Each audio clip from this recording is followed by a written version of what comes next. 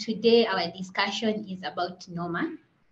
So Noma is a preventable and treatable disease that affects people living in poverty, especially young children, and is associated with malnutrition and unsanitary living conditions.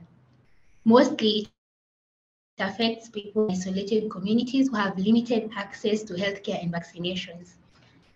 So to give us much more details on what Noma is and how it affects other people, we have two experts with us. Claire Jeantet. Claire is the Médecins Sans Frontières MSF Noma campaign manager. She is currently leading a campaign to raise awareness on this preventable and treatable disease. Claire co-directed and produced two documentaries about the journey of Noma survivors in Nigeria. You can see the amount of experience that we have. Then we have Elise Farley. Elise is an epidemiologist who has worked on the groundbreaking MSF Noma Disease operational research studies since 2016. She has spent many months in Nigeria conducting the data collection for Noma studies. So both Claire and Elise are our experts today, and they have a wealth of experience in these diseases, especially in the Nigerian part, from what I can see. So I give the floor to the two of them to maybe do a better introduction than that, and also elaborate further on what Noma is and why MSF is pushing for it to be included in the WHO list of neglected tropical diseases. Welcome, Claire and Elise. Thank you very much, Sharon, and thank you all for being here today. This is my pleasure to be part of this briefing, as this is really important for journalists to cover this important issue. I'm a journalist myself by training, so I know what it can be to try to find new topics to cover. And I have to say that this was my first reaction when I hear about Noma for the first time in 2016. I had never heard about it, and now that I have been working for several years with Médecins Sans Frontières, Doctors Without Borders on this topic, I can say that the lack of awareness and visibility of this disease is one of the reasons why it still exists in some contexts. We're going to go deeper into this topic, and thanks also to Elise, who is one of the main experts on the topic. But I would like to start by showing a short film called Surviving Noma, which will give you an idea about what is being done in Sokoto, where MSF is working since 2014. So we will start with this short film, and we will be back in 4 minutes. Thank you.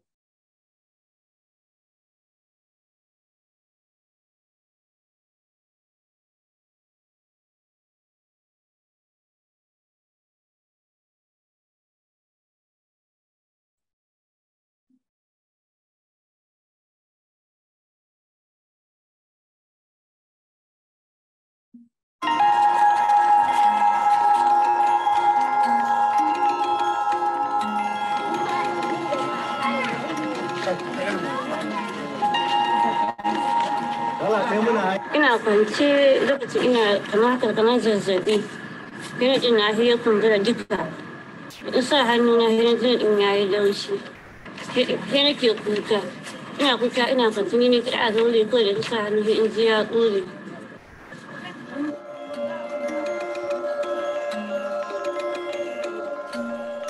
Now we can't see the screen. Noma is a gangrenous infection of the face, which usually starts from the gum or the gingiva to the fleshy parts of the face. It destructs the bones, the soft tissue, and everything around the face. It affects children at the age of 2 to 7 years old. but usually from 2 to 4. It can affect anywhere in the face, mainly on the sides. And there's also a central noma, which affects the nose and the upper lip or the lower lip. No, kaga da rawanin da ko da ni tashi da rawanin gani da ni wayo rawanin ga kullu irin ina tare da wannan rawani ina rube fuska na. Da sai ni ita can wani kaya ne za ko Allah ya bani wannan. Na shekara ko ina tare da gani don mata na biyu duk sun ka jahai. Ya kayo ni aka ce ko ni aiki da tahiya ni kai don ba mu so ne. Ite to ni mutuwa da ka sani in tahi in bari.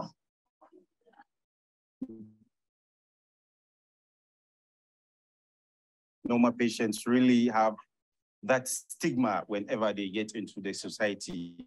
It's hard for them to, integrate into the society because of the disfigurement on the face. And they also have a lot of difficulties while eating, while feeding, because if half of the face is down, is gone, is eaten by Noma, you'll find out that patients, have to do some maneuvers for them to get food into their mouth and then to swallow. And part of the problems they are facing is a speech problem. When somebody is like that, definitely there will be intimidation between you and people.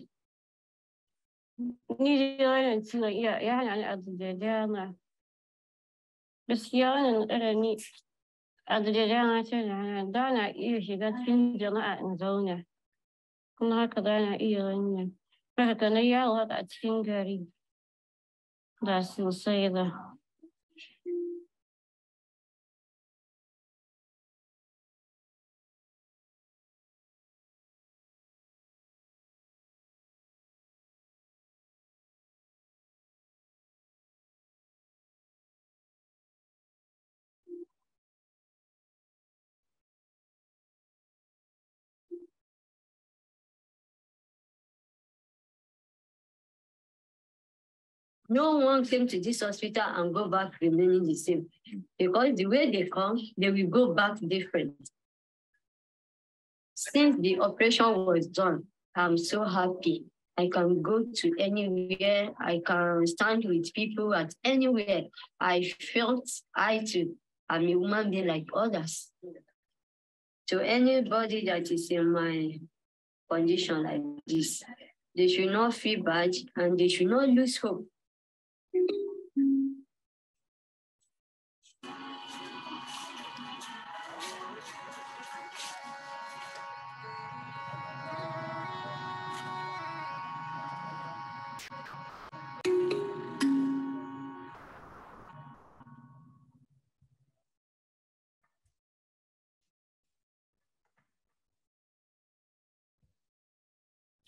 So I will now go back to our presentation. As you have seen in this short film, a few key information about the disease. Here are some important facts. So Noma is a rapidly acting orofacial gangrene. It starts as a gingivitis, but quickly expands. And it mostly affects children. Elise research and what she will present later will go more deeply into this. But not only children. There are also some reports of cases within adults. An important thing about this disease, which is really striking, is that if untreated, and it can be easily treated, like Dr. Shafiu was explaining in this short video, there is a reported mortality of up to 90% of the people affected. So it's quite impressive. And there is minimal research available. So sometimes we can say that there are more things about Noma that we don't know than things that we know, and this might be a challenge when writing about this disease, but this is also the reason why MSF started this campaign and why we need more awareness around it in order to identify cases and find survivors. WHO, World Health Organization data are only experts estimates and are quite old already because they have been done almost 30 years ago. But according to them, 140,000 people are affected every year by Noma, and 770 survivors would be currently living with the sequela of the disease. An important thing to say also is that Noma is a disease that we have known for a long time. Here are some drawings and even a picture from last century that can show you that it already exists for a long time, and it's reported in different contexts. It used to exist everywhere in the world. We're going to go more deeply into this, but I think it's pretty important to have this historical perspective as well, and to know, even if today cases are mainly reported from Africa and Asia, that it used to exist everywhere around the world over history. What MSF is doing on Noma. There is an hospital, so this is in the northwest of Nigeria. You can see Sokoto here on the map. I don't know if we have some Nigerian colleagues with us, but MSF has been supporting this hospital since 2014. This is an hospital which is run by the Nigerian Ministry of Health, and an holistic approach has been adopted by MSF, with, of course, surgical interventions for people who have survived the initial onset of the disease and need facial reconstruction, but also nutritional support, psychosocial support. This is an important component, and colleagues in Sokoto are doing a great work trying to help survivors live with the terrible consequences of this disease. Physiotherapy, this is also an important part as the journey of recovering some functionalities is really long. Also, of course, MSF is doing, in partnership with the Ministry of Health, some outreach to identify patients in the region. And I have to say as well that patients coming to Sokoto are not only from the region, but from all over Nigeria. And then there is this important component, which is operational research. Elise will be telling you more about it, and the international campaigns that we have been running since 3 years already. I want to take a step back now, just to look at the issue from a regional perspective. So WHO has a regional Noma control program since 2013, and 10 priority countries are included. You can see them on the map. But of course, cases are also reported from other countries in the region. And this is my next slide. You can see here the result of the work of two researchers who have been doing an extensive literature review, and have shown the diversity of countries where Noma cases have been identified over time. And this is an important component. We will see this later of the campaign, because to get on the NTD list of WHO, one of the criteria is to show that a global response is needed. And we will jump now to the operational research agenda. I will leave this part to Elise, but just to say a few things to start with. The objective has been always to add to the body of knowledge around the disease.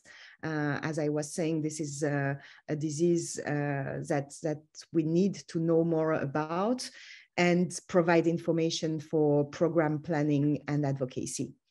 Thank you very much. Over to you, Elise. Thanks very much, Claire. And yes, as Claire mentioned, Noma is a global disease. And even though our research was limited to basically Sokoto and Kebbi states in Nigeria, it would be really, really beneficial if we could replicate our research in other settings. Yes, so please do bear that in mind as we go through the different studies. Thanks, Claire. Would you mind moving to the next slide? So we conducted a scoping literature review, and this was to understand the size and scope of available research on the disease and identify gaps that needed to be addressed, as well as to evolve our understanding of how to address this disease. And we included 147 articles, and the oldest was from 1843, and the most recently published manuscript included was from 2021. And the majority of the studies included were case reports, so that was 64%. And most manuscripts were published in the 2000s. That was 55%, 33% were from the 1900s, and 12% were from the 1800s. And this review showed that Noma has been reported in the literature for hundreds of years. However, important gaps in our understanding of the disease remain, and we will discuss that at a later slide. And Claire, could you move to the next slide? Thanks. So the first study that we conducted, besides the literature review, was our case control study in 2017. And we did the study to assess the risk factors for Noma. We included 74 cases who were patients admitted between May 2015 and June 2016, who were under the age of 15 years at self-reported onset of the disease. And then we included 222 controls who were individuals matched to the cases by village, age, and gender. And this study showed that vaccination in accordance with the standard government prescribed childhood vaccination schedules was very low in both groups. And it also showed that social conditions and infant feeding practices are associated with diagnosed Noma in the setting of Northwest Nigeria. And next slide, please. We also conducted a qualitative study to assess the language used to describe Noma and the beliefs about the disease. Both in-depth interviews and focus group discussions were carried out using open-ended interviews, and emergent codes, patterns, and themes were identified from the data derived. This study showed that caretakers and healthcare workers use different names for Noma, and caretakers held several beliefs about why and how Noma is caused, including spirits such as jinn, living creatures such as insects and animals, and connections with previous illness. A difficulty in accessing care for Noma patients was evident, and the findings suggest a variety of actions taking place before reaching the hospital, such as visiting traditional healers, community health centers, and private doctors. There was limited access to prescribed medication was also reported, which was a challenge. And this study really showed us that carer and practitioner perspectives may enlighten efforts to improve case finding and to understand healthcare access barriers.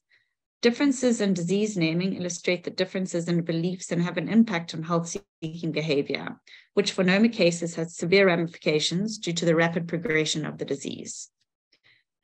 So the findings from this study actually led us to our next study. Next slide, please.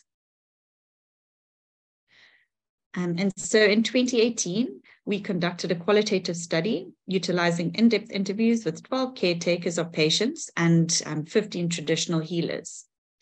And the traditional healers viewed the stages of Noma as different diseases with individualized remedies. They most often reported treating the earlier stages of Noma, particularly gingivitis and edema. And they most often referred children with the later stages to other healthcare centers. And this study really showed us that traditional healers could play a crucial role in the early detection of Noma and the health-seeking decision-making process of patients. The traditional healers were very willing to attend trainings on Noma and were willing to refer patients directly to the hospital. And so it led us to believe that intervention programs should include traditional healers through trainings and referral partnerships, as this collaboration could save lives. And so at the hospital, the outreach team are currently doing trainings with traditional healers and setting up these referral networks. And next slide, please. In 2018, we conducted a cross-sectional prevalence survey in Sokoto and Kebbi states.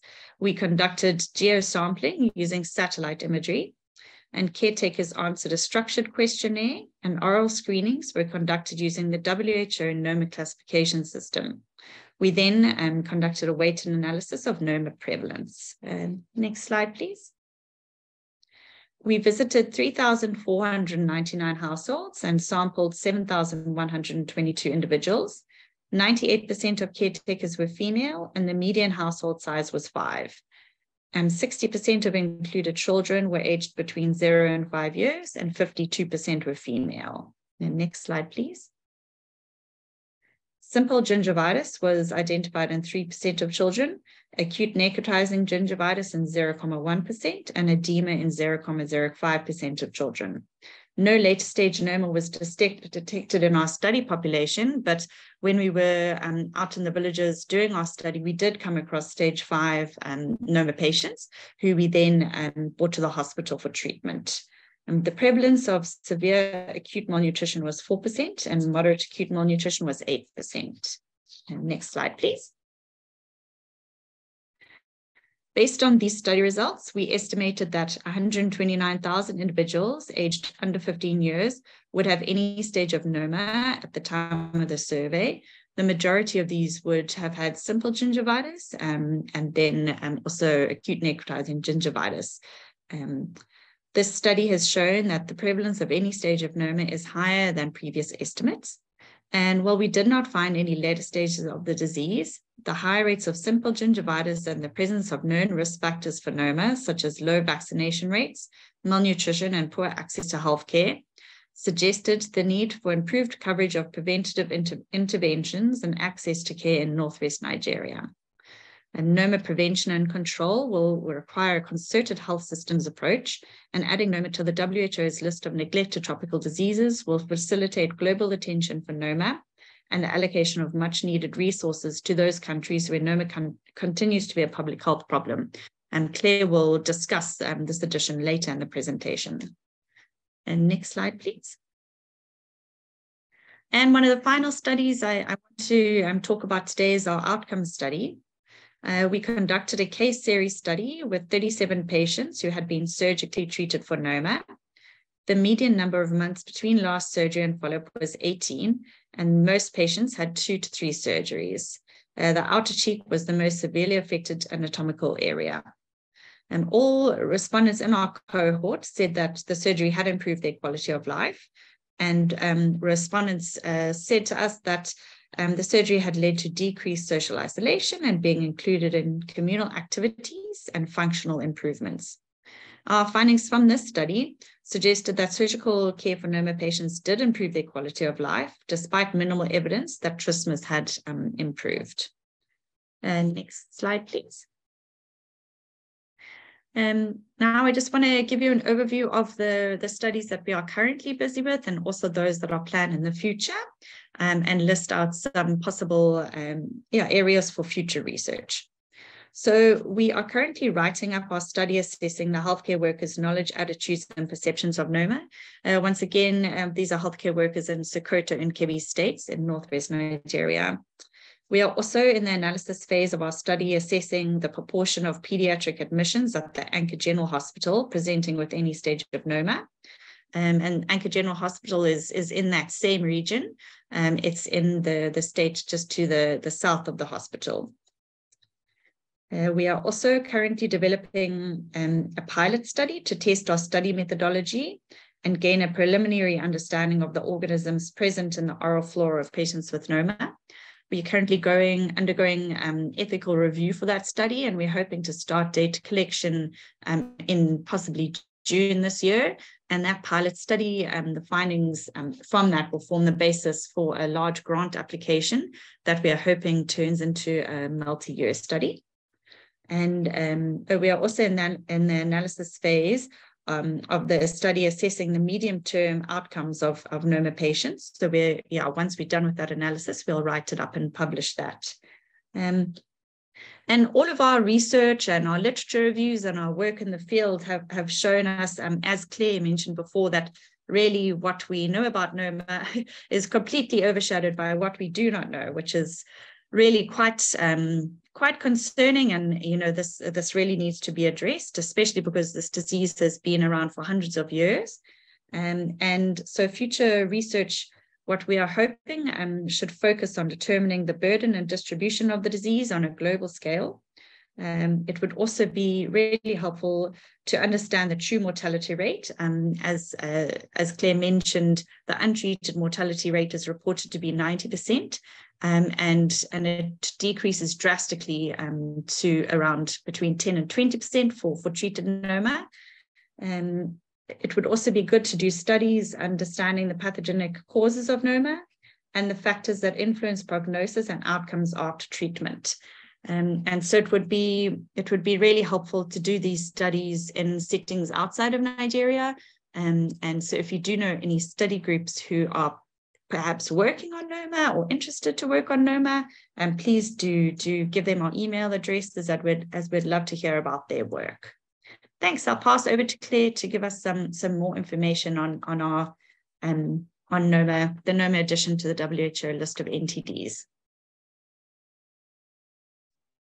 Thank you very much, Elise. And I wanted to go a bit into the process and criteria first for the adoption of additional diseases to the list of neglected tropical diseases in the World Health Organization. So there is a working group which has defined 4 criteria to get a new disease on the list. There are currently 20 diseases on this list. The first criteria is that it affects population living in poverty, causing important morbidity and mortality. And we have seen that, unfortunately, this is really the case for Noma, that it includes stigma and discrimination. Molikat, one of the survivors we have seen in the short film at the beginning, was speaking about it. And this is something which is really difficult for survivors facing the consequences of the disease to live with disfigurement, and that it justifies a global response. The second criteria is that it mainly affects population living in tropical and subtropical area. This is also the case for Noma. And third criteria is that this is immediately amenable to broad control, elimination, or eradication. Once again, Noma is a treatable disease. It can be treated with antibiotics. And like Elise was saying, it really improves the survival rate. On the same note, it can also be prevented, and this is how we have seen Noma disappearing from some countries' context over the world, and this is the objective. The fourth criteria is that this is neglected by research, and once again, aside from several really good work on this disease, there are still many things that we don't know. If we look at the process and the context, the idea to put together a request to WHO was to build a dossier of evidence. So this is something which has been done, and Nigeria has taken the lead on this. But just to look a bit at the context of this request to get Noma on the NTD list, and like Elise was saying, it will really bring more attention and resources to address this issue. There was in 2021 an historic oral health resolution adopted at the World Health Assembly. It was followed by a strategy, and now this year in May there will be an action plan adopted at the World Health Assembly, and this has been a turning point for our campaign work, and the idea is that Noma needs to get on this list because the oral health resolution included the recommendation to add Noma to the review process to consider the addition of new disease within the roadmap for neglected tropical diseases. So again, looking at the process, the Ministry of Health of Nigeria has taken the lead in requesting WHO to add Noma to the list. This was early last year that they confirmed they will be the main sponsor of this request. A dossier of evidence has been developed to show that Noma meets the 4 criteria to get on the list. And this request has been submitted just at the beginning of the year, a couple of weeks ago. It's really important to mention that many countries have been supporting this initiative. 31 countries at the end are endorsing this request to get Noma on the list, and 14 of them are in the African region of WHO. So it does not only represent countries who are part of the priority program, but also a wide range of region. Finally, your contacts, MSF Noma website that I encourage you to visit. And we are very happy to answer your questions. So please let us know if you have any question. Thank you very much.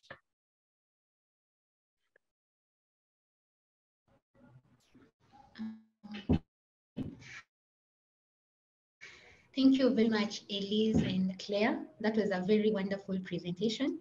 So before I give the floor to the journalists to ask their questions, personally, I had several questions. You kept mentioning different stages of Noma, yet you didn't clarify which stages they are. So I was wondering if it's possible for you guys to kindly take us through the process of the stages of Noma. How many are they, and how do they look?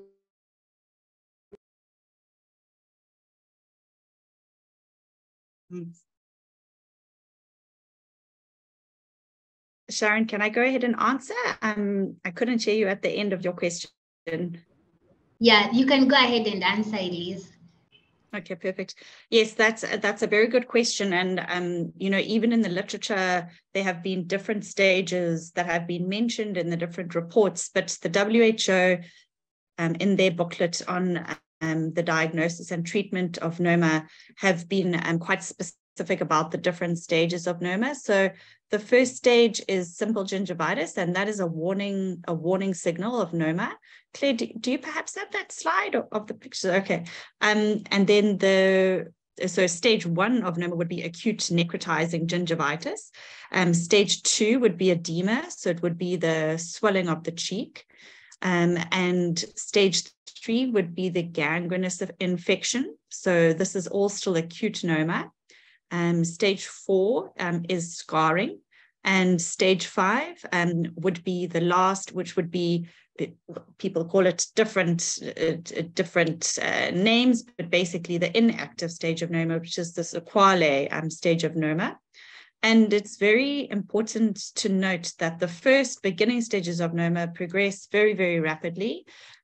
We are not 100% sure on the exact timeline because it's a very difficult disease to study, but it has been reported that from the first stage, so acute necrotizing gingivitis, to the gangrene stage, it can be as little as 2 weeks. So it's extremely rapid, and that's why it's very important for patients to seek care quickly, and then for healthcare workers to be able to diagnose Noma, and for them to have the correct treatments in place to be able for them to treat the acute stage of Noma. And treatments in that early reversible stages are broad spectrum antibiotics such as amoxicillin, nutritional support, and basically wound debridement and wound cleaning. So they are quite commonly available treatments, and that's one of our hopes, is to educate healthcare workers to for them to be able to diagnose and treat Noma rapidly, so that we can hopefully stop the progression of Noma. Because once Noma reaches stage 4, the scarring stage, it's irreversible, and the patient, well, if they are treated timely, will hopefully survive, but they will definitely need very complex reconstructive surgery. And this is sometimes quite frequently not available in the settings where Noma is prevalent. And so it can lead to these lifelong debilitating sequelae for Noma patients. And we've seen adults, Claire's video showed quite clearly the adult patients who come to the hospital with difficulties eating, breathing, speaking, and they've lived with this disease for years, since childhood. So that was a bit of a long answer to your question, but I hope that was the information you were after. Yeah, that's what I was after. And also just to, let me attach my question with another question that I've seen popping up as you were explaining. You mentioned in your first study that vaccination and infant feeding practices are associated with Noma. Someone is asking, what is the cause of Noma? Does it, okay, from me, I'm asking, is lack of vaccination, the vaccination, and also poor feeding practices for infants? I think Sharon, I think those are really good questions. And yes, you're absolutely right. So we don't know what the specific organism is that causes Noma. We are trying to develop some studies. There have been quite a few different organisms reported in the literature, but none have been found consistently in the oral flora of Noma patients. And once again, this is a very difficult thing to ascertain because of the rapid progression of the disease. It's very challenging to find those patients in the early stage of disease to be able to take the oral swabs before they get treatment, because most often patients arrive in the very late stages of gangrene or the early stages of scarring. And so it's a very difficult disease to study. So, we are grateful to the researchers who have tried, and it is just a very difficult thing. So we don't know for sure what the organism is, but we do know what the risk factors are for infection. And as you rightly said, it's a lack of vaccination. And the reason for that is because having a comorbidity such as measles or malaria in the 3 months prior to onset of first symptoms is very, very common in Noma patients, specifically measles, and as well as you said, infant feeding practices. Noma, mostly acute Noma, I should say, mostly affects children aged between 2 and 5 years. And we believe that is because at 2 is the time where most children are weaned to possibly less nutritious food in comparison to breast milk. And also malnutrition is a big risk factor for Noma. So yes, you're absolutely right with those two comments. Okay, thank you so much for the clarification, Elise. I can see there are other questions that are on the chat. So let me try and summarize some of them. So there is a question about how Noma, and people are asking how can you tell that it is Noma and not cleft lip? So what is the difference between Noma and cleft lip? Maybe you can explain that one. And also, there is another question. Let me give you like two questions at a Sure. So there is also another question by Bennett. I think he or she is from Nigeria, I'm not sure, but they are asking, are there specific reasons Noma is prevalent in Northeast or Northwest Nigeria? Are there cases elsewhere in Nigeria? Maybe you can take those two first. Yeah, those are really good questions, and thank you for that. The question about the difference between cleft and Noma. So cleft, a child would be born with a cleft lip or palate, and Noma, the child would likely only contract Noma around the ages of 2 to 5 years. And so that's the clear marked difference between Noma.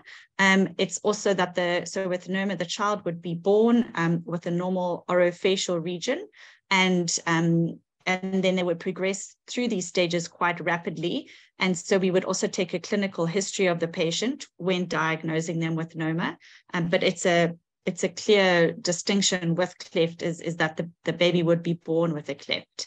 But thank you. And just so you know, it does cause a little bit of confusion when we do patient recruitment drives, because we're saying the pictures also sometimes look like cleft, so we do sometimes get cleft patients coming for treatment. So yes, you're right that it can definitely cause confusion. And then the second question about the high prevalence of Noma in Northwest Nigeria.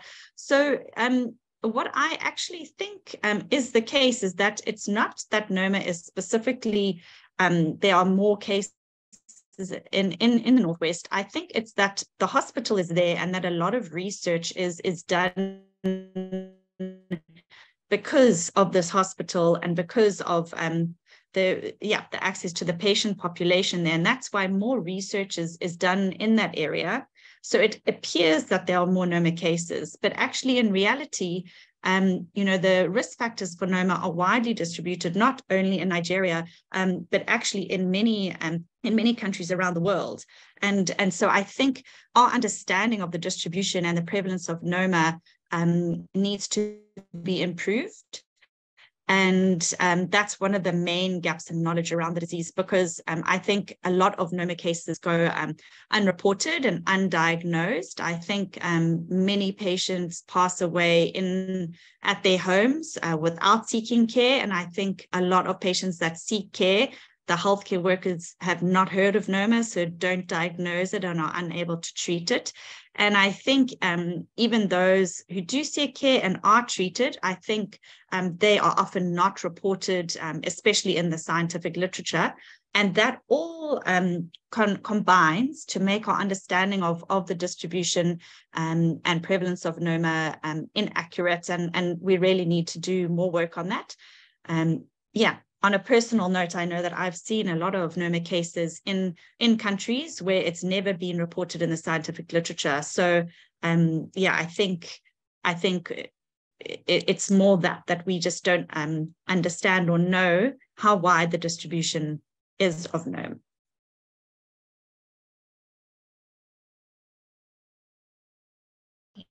Thank you, Elise. There are more questions. Someone is asking, what is the mortality rate of Noma so far? And are there other types of Noma? Like, can Noma be classified into different groups? I think that's the question. Okay. And then, is Noma a virus or a bacterial disease? Maybe you can take this, then we go to. Perfect. So thank you for those questions. So the mortality rate for Noma, if patients are not treated at all, is estimated to be 90%. So it's very, very high. If patients are treated in those early reversible stages with broad spectrum antibiotics and nutritional supports and wound debridement, the mortality greatly reduces, as well as the morbidity, to around 10%. So that's why it's so crucial for patients to get that early diagnosis and treatment, because it really can save their lives and also prevent them from having these debilitating sequelae. And around the question of different kinds of Noma, they are not different kinds of Noma, but they are the different stages of Noma. But it's one disease. It's not different kinds of Noma. But if it does present very differently, I'm not sure maybe if that's helpful. It can definitely present differently. Oh, Claire's going to show the faces. That's really helpful. So it's an orofacial disease, but it can affect different parts of the face. So some patients have a small hole in the mouth. Some patients have their whole cheek that's disintegrated. It affects the eyes in some patients. It affects the nose in other patients. It affects the teeth. So each case of Noma is unique. And also it makes the treatment quite difficult because the surgical repair for Noma is incredibly complex. It also takes a long time. Patients very frequently have to have numerous surgeries. So it's not just a once-off treatment like a cleft lip. And the damage is incredibly extensive in the orofacial region. So surgeons often say, once they are operating, they only see the true extent of the damage once they have opened up the wound, because from the outside, the defect could look small, but once they are operating, they see that it is incredibly extensive. And so I don't know if that's possibly helpful. And then the question about is Noma a virus or a bacteria? So the honest answer is we don't know yet. And this is one thing we really want to find out, because if we can find this out, it will help us to design treatments for those early stages of Noma. But yes, what we can say is that it so often occurs in patients with a lowered immune system. And yes, and so, we are still trying to find out what the causative agent is. And that's what our microbiology study is hoping to do. But the findings from that are still years away. So we are working on it, yeah.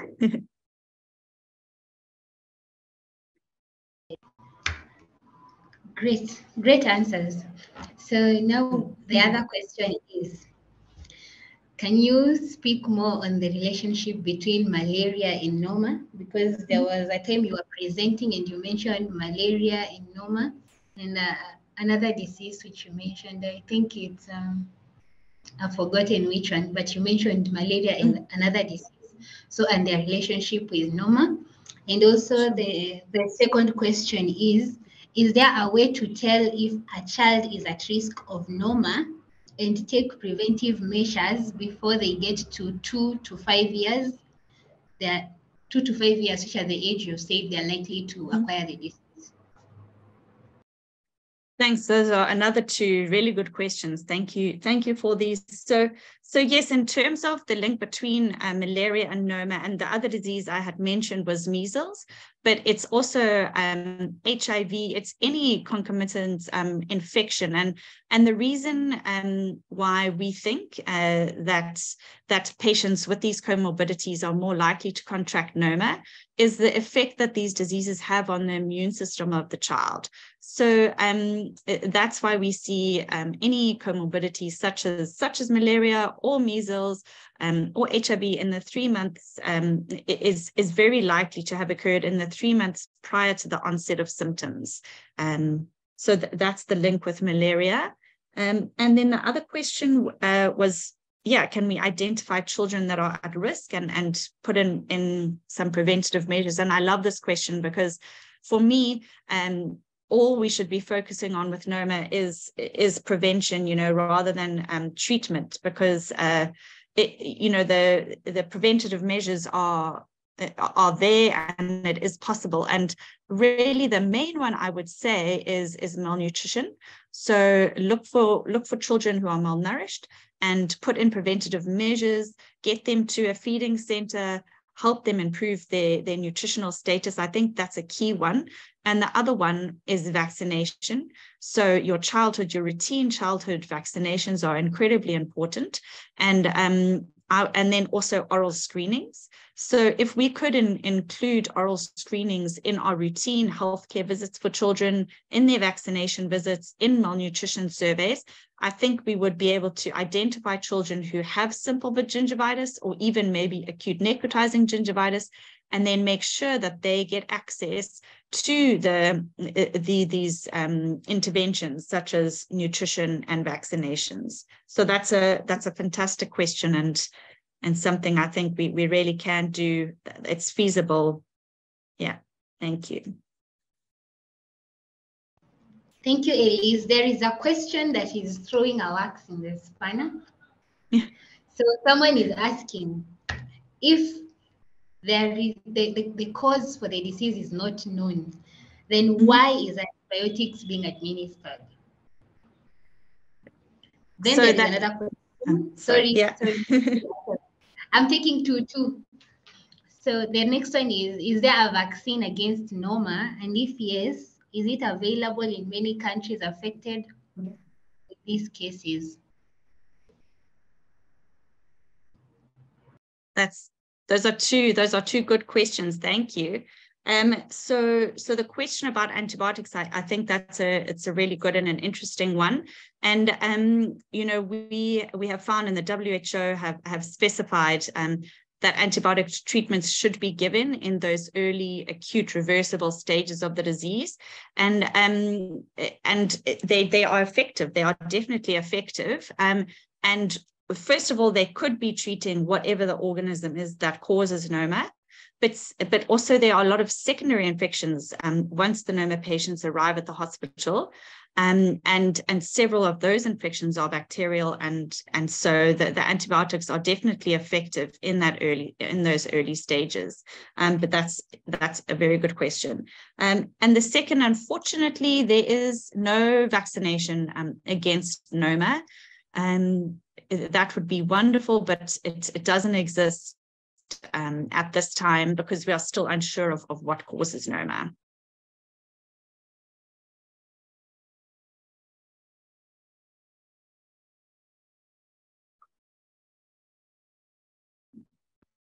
Sorry. So that question is, how big is this disease? Okay, someone is from Tanzania and they want to know what is the burden of the disease in Tanzania? And are there surgery centers in Tanzania as well, or is it just in? Yeah, and so yes, the answer is we as a scientific body don't know what the burden of disease is in Tanzania, but it would be really interesting, because I believe that the main risk factors for Noma do occur in some communities in Tanzania, and so it would be a really interesting study to conduct.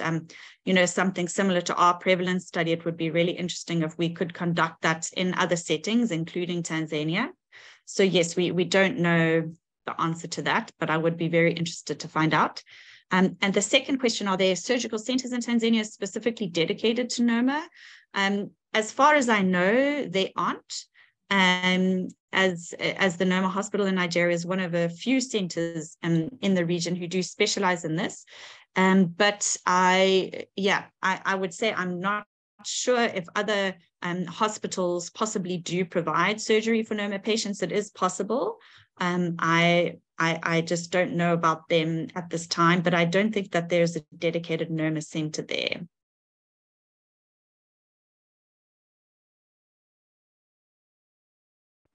Thanks, Elise. I think one last question so that the others now I can give them the floor to voice their questions if they have any. But I think we've tackled almost all the questions and we are right on time.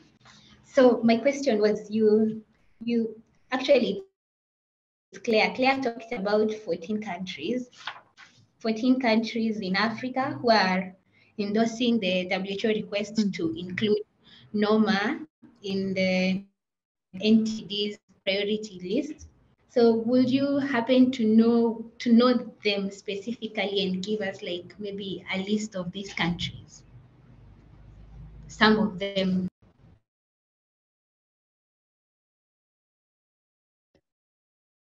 Yeah, sure. Actually, Nigeria has not publicized yet the name of countries who have supported this request. So it will be a bit difficult to share it, but what I can say is that it's I mean, at least for some of them, they are part of the regional Noma control program. I think there are 8 of them. And then, yeah, it's not possible to share this list for now, but yeah, we can share this whenever possible as a follow-up.